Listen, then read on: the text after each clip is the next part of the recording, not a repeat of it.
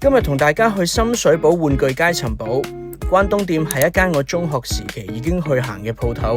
如果想揾啲平平地又唔需要太貼個市嘅玩具呢，深水埗其實都係一個好嘅選擇。車仔、模型、特色玩具、女仔玩具全部都有。見到呢個用咗無面超人變身器 box art 做圖案嘅散紙包賣10蚊，即刻攞翻3個試下先。俾錢嘅時候執多4隻迪士尼公主迷你公仔，因為近期2個女都會用啲 LEGO 砌城堡，見呢啲細隻啱晒佢哋玩，返去開箱先。